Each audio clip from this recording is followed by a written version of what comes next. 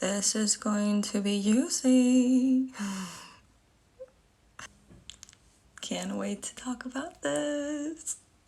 Quiz time. Pop quiz. What do you think? Do you think it's necessary to eat before working out? What do you think? I want you to first pause and answer.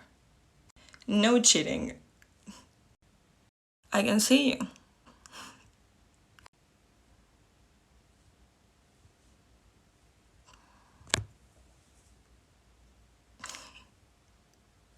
Those who follow me know that I say it's not necessary to eat or ingest carbs, especially carbs, prior to working out.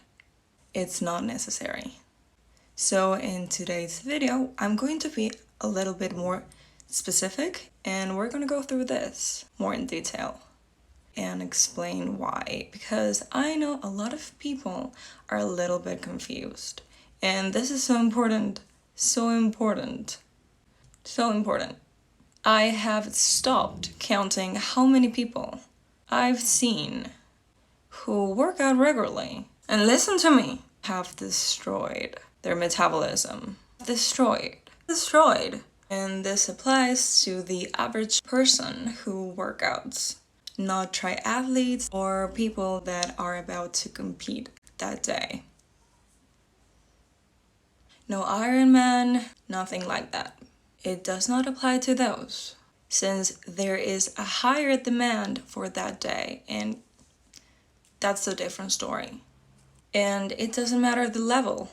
This applies to all types, from those who are very active, that go to the gym, that love the gym, my gym rats, my workout people, to those who set food in a gym from time to time. So this applies to everyone.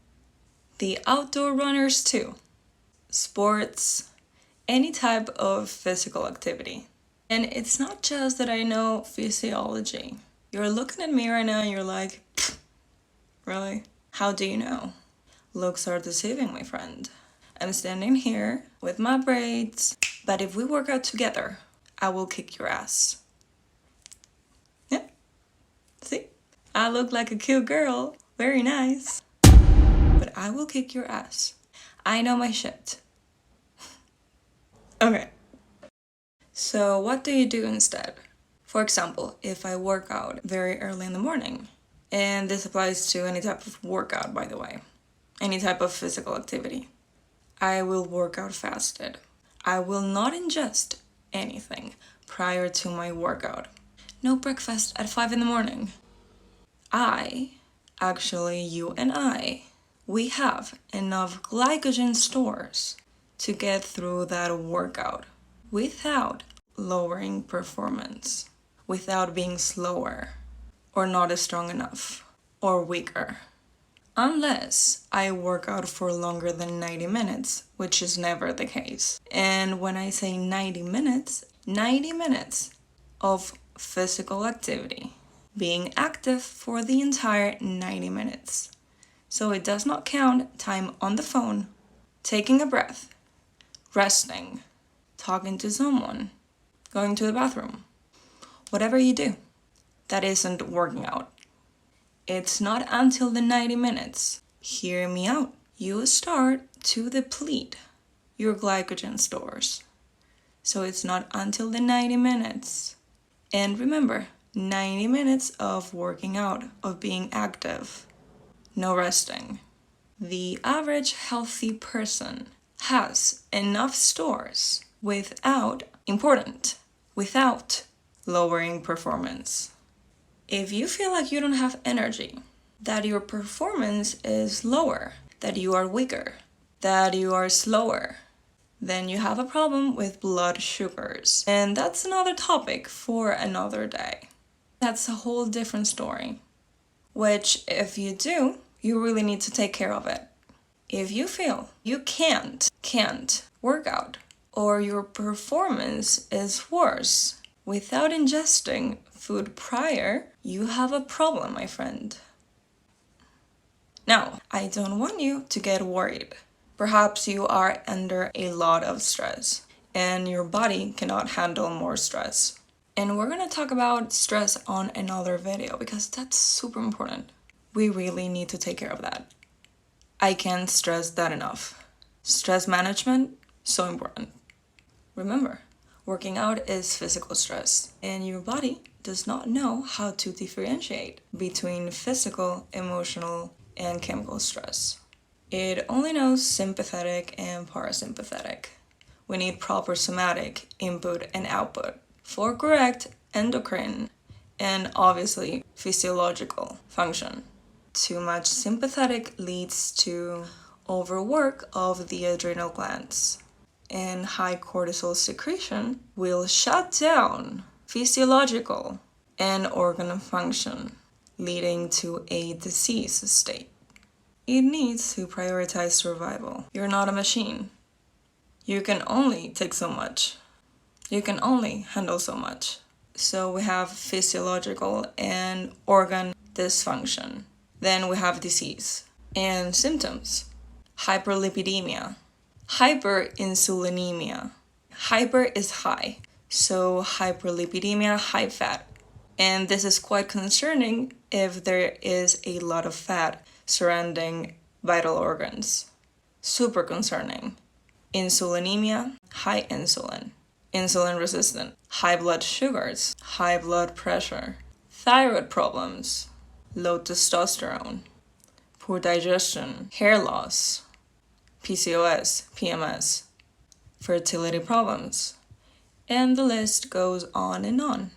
Okay, great. Now that we talked about that, as I said, if I work out in the morning, I work out fasted. Plenty of glycogen to work out. And in fact, my performance is way better if I work out fasted. Crazy, right? How is that possible? Don't you need food prior to working out? Doesn't it give you energy? That's the secret. We don't gatekeep here. We're here to learn. You will have a peak of cortisol in the morning. So if you work out in the morning, that's fantastic. But why? Let's think about it. If you're being chased by a tiger, your cortisol levels are going to be, your pupils are going to dilate. Your blood pressure will go up. Your heart rate will go up so that you can survive and not be eaten by the tiger. It's a survival mechanism. So if you have that peak of cortisol, you're going to be faster. You're going to feel like you get less tired and less fatigued. You're not going to need as many rests between sets. And you will feel a little bit stronger just because of that cortisol peak. So your performance will be, I understand not everyone is able to work out in the morning, which is totally fine. Your body will adjust to your routine. It's just that early birds have that little help. However, if I have to work out in the afternoon or evening, I don't force myself to ingest food prior to working out. What I do instead is keep my meal times consistent. I eat when I usually do.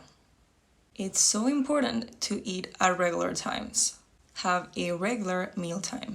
You need to work with your circadian rhythm. It's so important for proper body function. It's so important. Your body has an internal clock and it knows when to wake up, when to go to bed. If I put you in a box, in a dark box, for a week without seeing light, your body will know when to wake up.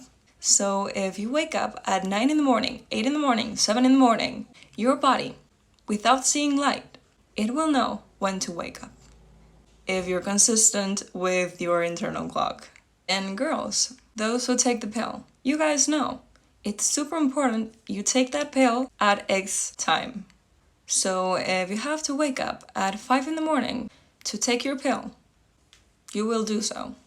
Because you know your body will be waiting at 5 in the morning for the pill. Your body is so smart. If you're consistent with your schedule, with your internal clock, with your meal times. And let's say you eat at 2. At 1, it will start producing gastric juices for proper digestion and assimilation of nutrients. So smart. So if you're having problems with digestion, bloating, gastric reflux, not having regular times might be a clue for you. If you maintain the same eating schedules, you have breakfast, lunch, and dinner at the same times. You make sure you're getting all the nutrients you need, all the macros. You meet your caloric needs, all the requirements needed for proper physiology, for proper function, for proper endocrine activity, to recover, to refuel your glycogen stores for your next workout.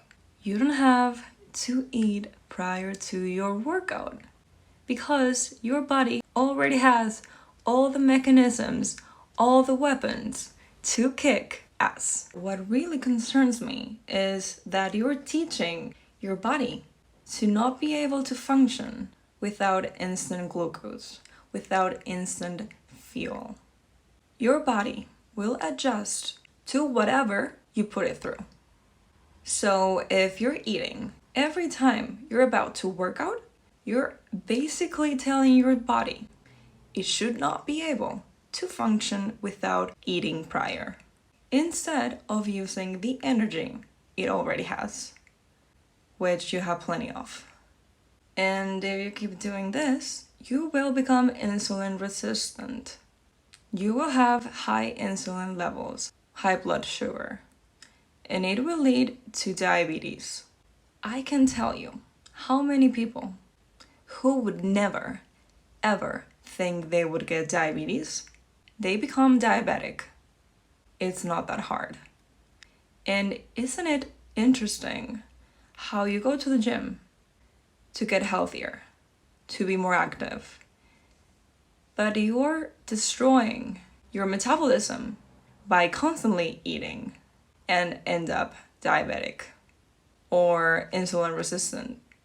And way more conditions: thyroid problems, PMS, PCOS, low testosterone, high blood pressure, hyperlipidemia, immune problems, autoimmune problems, and the list goes on and on. All the symptoms and disease states. So as you can see, you have to be very careful with what you do. And you have to become educated. You have to work with your body, not against it. When you switch to a sympathetic state when working out, which is completely normal, the circulatory system must properly control the transport of oxygen and carbon dioxide, CO2, as well as help buffer the pH of tissues and organs to accommodate the increased metabolic activity in skeletal muscle. So what do you think is going to happen to your digestion? Do you think your stomach is going to secrete the same amount of acid? No. So what happens? Low acid production. So the lower esophageal sphincter is not going to close, and acid will go up your throat, and you will feel acid reflux. We need acidity to close that valve. Or if your stomach doesn't secrete enough acid to properly digest gastric contents, it will push that food undigested down the small intestines, which means poor digestion. You will not digest and assimilate nutrients.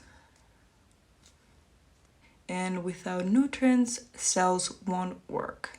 They lead to inflammation and then disease. I can see you.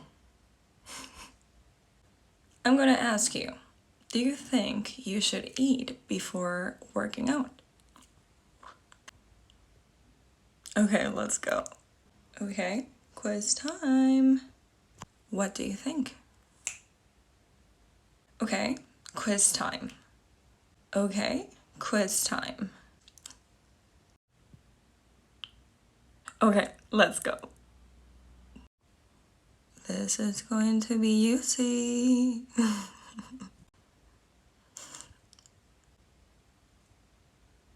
Okay, let's go.